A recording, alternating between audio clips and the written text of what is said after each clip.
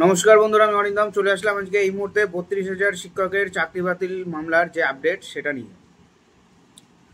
কলকাতা হাইকোর্টে 32,000 প্রাথমিক শিক্ষকের চাকরি বাতিল মামলার এক নতুন মোড় নিয়েছে। এই মামলাটি পশ্চিমবঙ্গের হাজার হাজার চাকরি প্রার্থীর ভবিষ্যৎ নির্ধারণ করবে।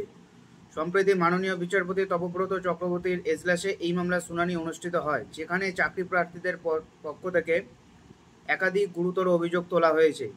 এই পোস্টে আমরা সেটাই তুলে ধরব। চাকরি প্রার্থীদের পক্ষে আইনজীবী তরুণজ্যোতি তেওয়ারি এবং কুমারজ্যোতি একাধিক বিস্ফোরক অভিযোগ আদালতে পেশ করেন। এই অভিযোগগুলো নিয়োগ প্রক্রিয়ার স্বচ্ছতা নিয়ে বড়সড় প্রশ্ন তুলেছে। অ্যাপটিটিউড টেস্টে স্বচ্ছতার অভাব। মামলাকারীদের অভিযোগ, অ্যাপটিটিউড টেস্টে কিভাবে নেওয়া হয়েছে তা আদৌ নেওয়া হয়েছে কিনা তা যথেষ্ট সন্দেহ আছে। একাধিক জেলায় সংরক্ষিত শ্রেণীর প্রার্থীদের কাট অফ মার্কস সাধারণ শ্রেণী প্রার্থীদের থেকে বেশি ছিল বলে অভিযোগ। অনেক যোগ্য প্রার্থী কাট অফ মার্কস পাওয়ার পরেও চাকরি পাননি। নিয়ম অনুযায়ী নিয়োগ প্যানেল প্রকাশ করা হয়নি। আইনজীবী তরুণজ্যোতি তেওয়ারি আদালতে জানান যে রুল 8 সাব রুল 5 অনুযায়ী কোনো প্যানেল তৈরি হয়নি। নিয়োগ প্রক্রিয়ায় ব্যাপক দুর্নীতির অভিযোগ উঠেছে। প্রার্থী নম্বর দেওয়ার জন্য প্রার্থীদের কাছ থেকে টাকা নেওয়া হয়েছে বলে অভিযোগ। ওএমআর শিট মূল্যায়নের জন্য একটি বেসরকারি সংস্থা এস রয় বসু কোম্পানির দায়িত্ব দেওয়া হয়েছিল, যা সম্পূর্ণ বেআইনি। মূল্যায়নের জন্য একটি বেসরকারি সংস্থাকে দায়িত্ব দেওয়া হয়েছিল, ওটার নাম ছিল S Roy Basu and company.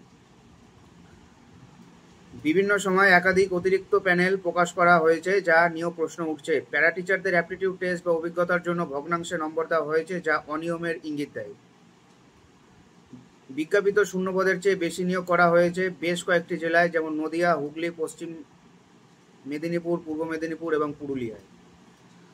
মাননীয় বিচারপতি তপব্রত চক্রবর্তী মামলাকারীদের কাছে বেশ কিছু বিষয়ে স্পষ্টীকরণ চেয়েছেন।